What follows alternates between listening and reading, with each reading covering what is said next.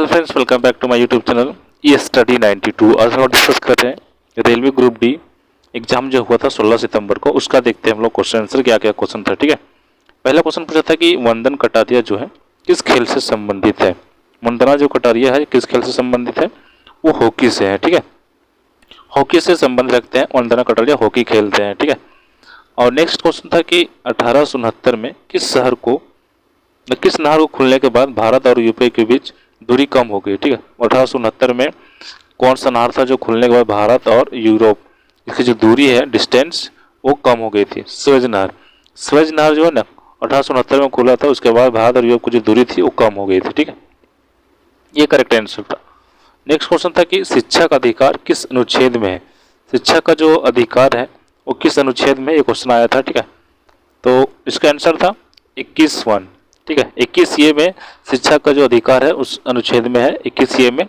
ठीक है, 21 में शिक्षा का अधिकार अनुच्छेद से संबंध रखती है। ठीक है, 21 जो है शिक्षा का अधिकार से अनुच्छेद है, और 21 अनुच्छेद में 21 है। नेक्स्ट है कि सांस लेने पर वायु किस नली में जाती है। ठीक है, सांस लेने पर वायु किस नली में जाती है, श्वास नलिका। जो सांस लेते हैं हम लोग, वायु किस नली में जाती है, श्वास नलिका से वायु जाती है। ठीक है, नेक्स्ट है कि बेंजीन का सूत्र क्या है। क्वेश्चन ये पूछा था कि बेंजीन का सूत्र पूछा था, फॉर्मूला। ठीक है, यानी सूत्र C6H6 जो है बेंजीन का सूत्र है। ठीक है, नेक्स्ट है नाथुला दर्रा किस देश के बीच में है।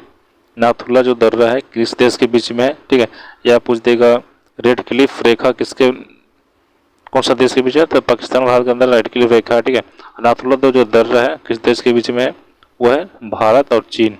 भारत और चीन का जो देश है, ठीक है, उसके बीच में नाथुला दर्रा है। ठीक है, नेक्स्ट है कि संविधान निर्माण के समय कुल कितने भाषाएं शामिल थी। संविधान जो निर्माण हुआ था उस समय कितने भाषाएं थी, कुल 14 भाषाएं थी उस टाइम शामिल। ठीक है, 14 भाषाएं उस टाइम थी जो संविधान निर्माण हुआ था उस टाइम। नेक्स्ट क्वेश्चन था कि जैन धर्म के पहले तीर्थकार कौन थे।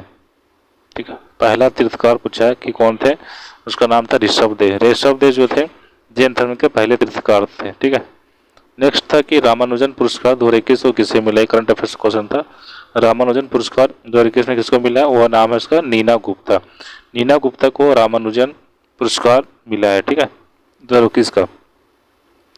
नेक्स्ट क्वेश्चन है कि न्यायिक पुनराव, ठीक है, न्यायिक पुनरावलोकन किस देश से लिया, मतलब न्यायिक जो पुनरावलोकन है वो किस देश से लिया गया, अमेरिका से लिया गया। ठीक है, अमेरिका से लिया गया न्यायिक, ठीक है, पुनरावलोकन।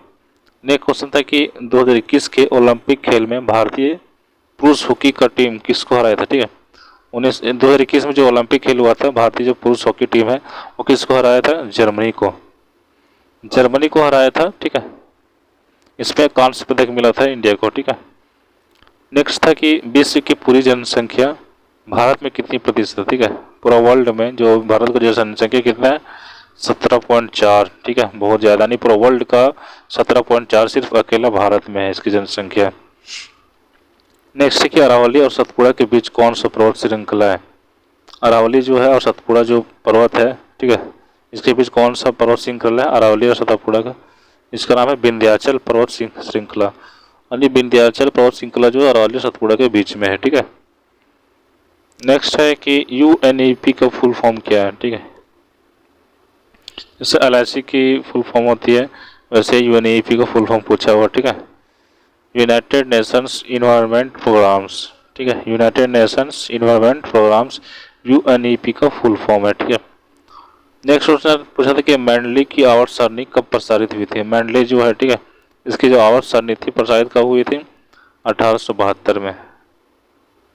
1872 में मैंडली की आवर्त सारणी प्रसारित हुई। ठीक है, ये क्वेश्चन था दोस्त जो कि ग्रुप डी का जो एग्जाम में था, ये सब पूछा था। ठीक है, current affairs, general knowledge, GK, तो और मैं आपसे अपलोड किया हूँ, देख लीजिएगा उसमें। ठीक है, जो ग्रुप डी में जो क्वेश्चन पूछा जा रहा है डेली, ठीक है, याद कर लीजिएगा ताकि आगे आपका एग्जाम में आ सके। ठीक है दोस्त, अगर हमारे चैनल को सब्सक्राइब किया, सब्सक्राइब कर ले ताकि और आपको ग्रुप डी का जो आंसर क्वेश्चन जो आ रहे हैं, ठीक है, क्वेश्चन उसका मैं आंसर अपलोड करूँ और देख सकें कि सही लगा या नहीं। ठीक है, थैंक्स फॉर वॉचिंग। जय हिंद दोस्त।